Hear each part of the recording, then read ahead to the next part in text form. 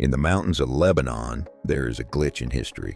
We are told the Romans built the Temple of Jupiter here, but underneath the Roman ruins lies a foundation of stones that defies physics, blocks weighing over 1,000 tons. To put that in perspective, that is the weight of 3 Boeing 747s, carved from a single rock. History says this is impossible. The stones say otherwise. Meet the trilithon. 3 colossal stones raised 20 feet into the air and fitted with laser-like precision. They are positioned so tightly that you cannot fit a razor blade between the joints. There is no mortar, no cement, just 800 tons of limestone fused together by gravity and perfect geometry. If the Romans did this with chisels, where are the mistakes? Where are the gaps? Mainstream archaeology claims the Romans moved these with wooden cranes and ropes. But let's look at the physics. A wooden crane from that era creates a maximum lift of 6 tons. These stones are 800 tons. You would need hundreds of cranes working in a perfect sync, which is physically impossible in this space. The Romans wrote down everything they did,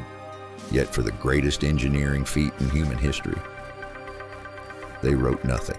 If you think the temple is impressive, look at the quarry. This is the stone of the pregnant woman. It weighs 1,000 tons. It was cut, dressed, and prepared to be moved. Archaeologists say the builders realized it was too heavy and left it. But if they had the technology to cut it this perfectly, why would they start if they didn't know how to finish? The story gets stranger. In 2014, beneath the stone of the pregnant woman, researchers found another block.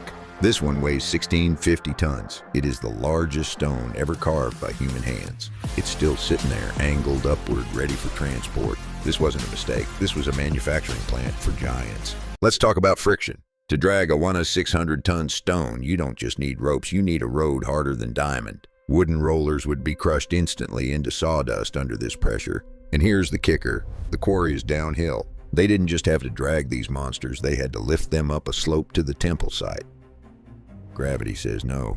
Look closer at the walls. You can see 2 distinct civilizations. On top, you have the Roman columns, small, manageable, ornate, standard Roman architecture. But underneath, the stones are massive, unadorned, and weathered. It looks like the Romans didn't build Baalbek. They found it. They built their temple on the ruins of something much, much older. This architectural style has a fingerprint. The polygonal shapes, the pillow-like surfaces, the lack of mortar. We see this exact same masonry in Cusco, Peru. We see it in the Valley Temple of Egypt. How did cultures separated by oceans and thousands of years use the exact same impossible engineering? Unless they weren't separated at all. Geologists have noticed something disturbing. The erosion on the foundation stones suggests they have been exposed to the elements for thousands of years before the Romans arrived. Some theories suggest these stones date back to the end of the last ice age, a time when history tells us humans were simple hunter-gatherers. Hunter-gatherers don't build launch pads. Local legends are consistent. They claim this site was built by the Jinn or the Nephilim, giants mentioned in the Bible. We dismiss this as myth, but biology tells us that strength scales with size. To move a 1,000-ton block like it's a toy brick, you wouldn't need a lot of men. You would need a different kind of builder entirely. If it wasn't giants, it was technology. Some researchers propose the use of acoustic levitation. We know that sound frequencies can lift matter on a small scale. Did the ancients understand the physics of vibration in a way we have forgotten? A lost science that could render stone weightless? It sounds like magic until you look at the math. Here's the ultimate test. If this was simple Roman engineering, why can't we do it? We have tried. Every modern attempt to move a stone of this size on rollers has failed. The wood snaps, the ground sinks. If the greatest engineers of the 21st century struggle to match the work of the so-called ancients, who is really the primitive civilization? The mystery goes deeper. Ground-penetrating radar has revealed massive voids and tunnels beneath the temple complex, a subterranean network that has never been fully excavated. What are they hiding down there? Are these the archives of the builders?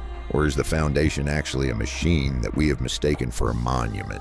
Baalbek is evidence of a hard reset in human history. A civilization rose, reached a peak of engineering we can't comprehend, and was wiped out, likely by the cataclysms of the Younger Dryas era. We are walking through the wreckage of a forgotten world, pasting our own primitive explanations over their masterpieces. So we are left with a choice. Believe the comforting lie that this is just a Roman temple, or accept the terrifying truth. Someone was here before us, someone bigger, someone smarter. And until we figure out how they did it, we have to go back to the beginning and ask,